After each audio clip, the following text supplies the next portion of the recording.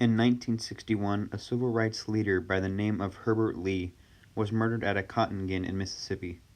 He was killed in front of several people, yet since their statements were too broad, Lee's killer was never brought to justice.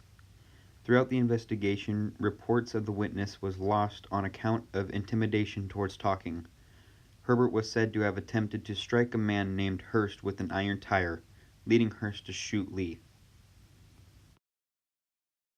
After the killing, Hurst threatened to kill the families of the witnesses who did not go along with his lie. At the trial, the coroner's jury ruled the homicide justifiable because of self-defense. Several witnesses, including Louise Allen, lied to the jury in fear for not only their lives, but also their family's life. But Lee's wife, Prince, explained that Herbert was a peaceful man, not a bad man, and was a strict but loving father who couldn't read or write, but still kept his 9 children well behaved and well educated.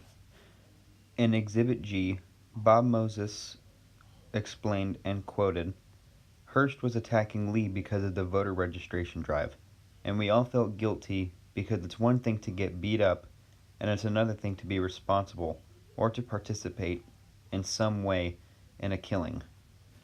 Hurst was a firm believer that blacks and whites should be separate, and he did not want anything to change.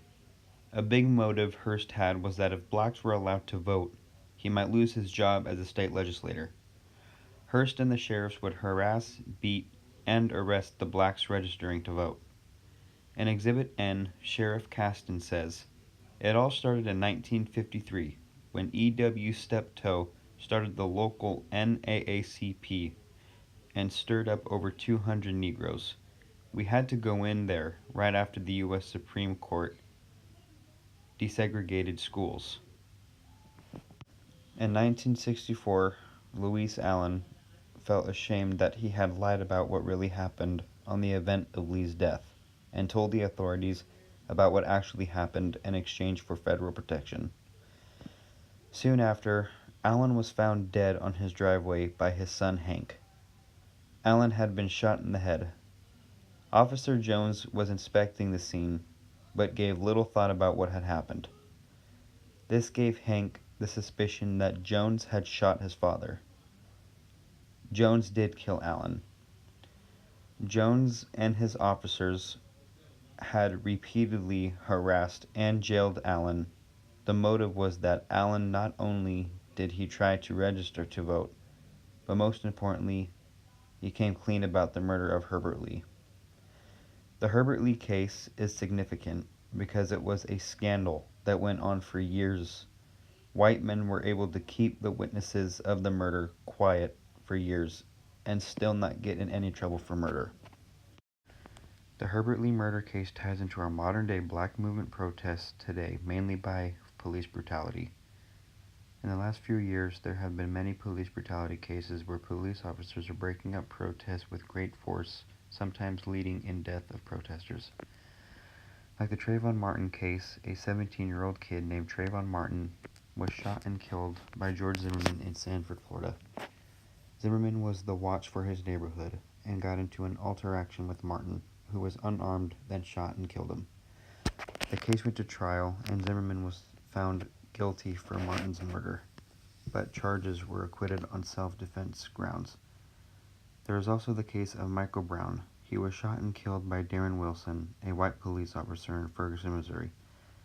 The shooting itself inspired angry people to protest, and after Wilson was not indicted, some witnesses say that Brown and Wilson had a physical altercation in which Wilson had the right to use his gun.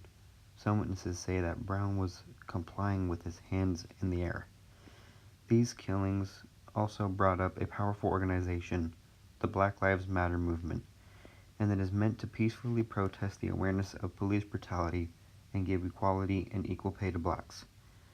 But police officers sometimes take advantage of these protests and start violently beating and shooting at the protesters who do not cooperate, and the officers get away with it.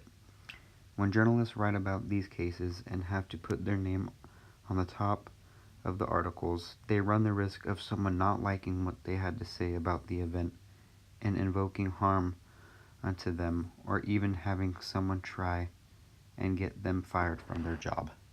There are a few verses in the Bible that relate to the Herbert Lee murder case and to the race and equality issues we have going on today.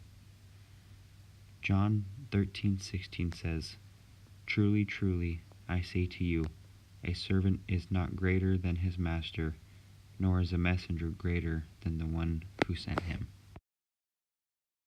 And Galatians 3:28 says, "There is neither Jew nor Greek, there is neither slave nor free, there is no male and female, for you are all one in Christ Jesus." These verses give a great example on how we should treat other people. It doesn't matter the color of your skin or what race you are. We, as Christians, should follow the ways of God and treat others the way God would treat others.